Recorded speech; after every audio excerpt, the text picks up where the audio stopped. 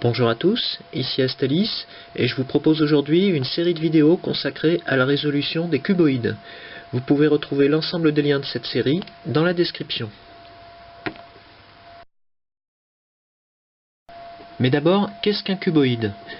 Un cuboïde, on peut le voir comme un cube standard qui aurait une ou plusieurs rangées supplémentaires ou manquantes suivant une seule de ces trois dimensions, à l'image de ce 3 par 3 par 2 ou encore ce 2 par 2 par 4.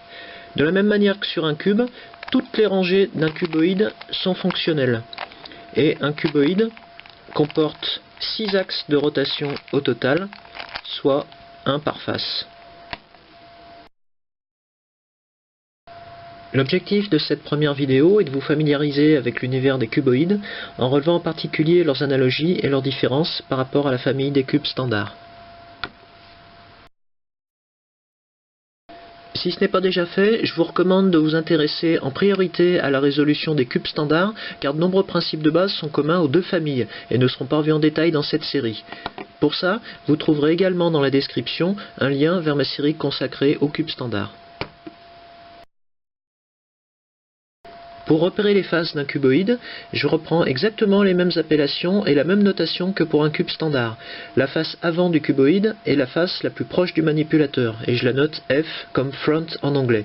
À partir de cette face avant, on va définir la face gauche que je vais noter L comme left, la face droite que je vais noter R comme right, la face supérieure que je vais noter T comme top, la face inférieure que je vais noter D comme down, et la face arrière que je vais noter B comme back. En pratique, au cours de la résolution d'un cuboïde, on verra qu'on le tiendra souvent avec les faces carrées en position supérieure et inférieure, comme ceci. En général, les cuboïdes reprennent le thème de couleur d'un cube standard et on verra que les couleurs blanches et jaunes sont souvent affectées aux faces carrées du cuboïde. Mais on verra également qu'il existe quelques exceptions. On a vu qu'un cuboïde comportait 6 axes de rotation, autant que son nombre de faces, comme sur un cube standard. Mais selon l'architecture du cuboïde, deux cas peuvent se présenter. Dans le premier cas, comme sur ce 3 par 3 par 2, chaque face rectangulaire du cuboïde compte un nombre impair de pièces dans un sens et un nombre pair de pièces dans l'autre. Donc on pourra toujours tourner de 90 ou de 180 degrés toutes les rangées horizontales du cuboïde, mais on ne pourra tourner qu'à 180 degrés ces rangées verticales, puisque si on les place à 90 degrés comme ceci, toutes les autres rotations du cuboïde sont bloquées, du fait que ces pièces se trouvent dans des plans différents des autres pièces du cuboïde. On sera donc limité pour ce type d'architecture à des rotations de 180 degrés pour toutes les rangées verticales et en particulier les faces latérales du cuboïde.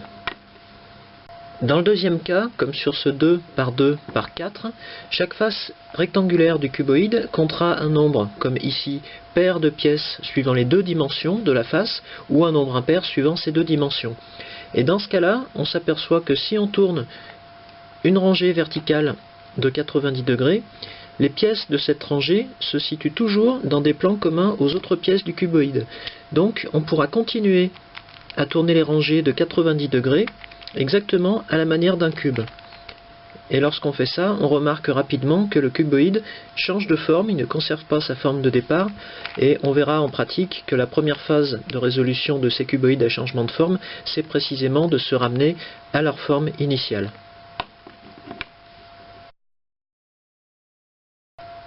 Dans ma série vidéo consacrée au cube standard, j'explique en détail le moyen que j'ai imaginé pour mémoriser plus facilement les algorithmes à différents stades de la résolution.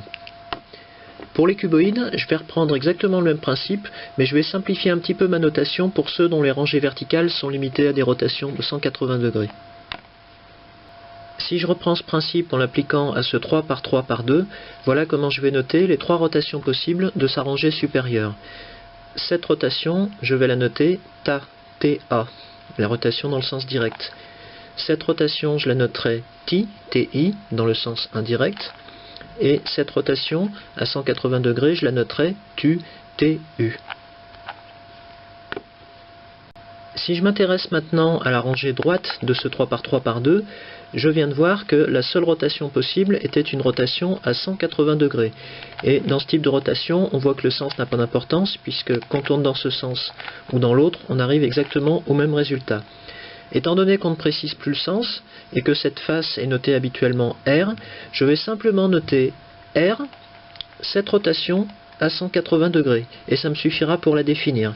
Et de la même façon, je vais noter F, la rotation à 180 degrés de la face avant, L, la rotation à 180 degrés de la face gauche, et B, la rotation à 180 degrés de la face arrière. Maintenant que vous connaissez un peu mieux les cuboïdes, on va pouvoir passer à leur résolution.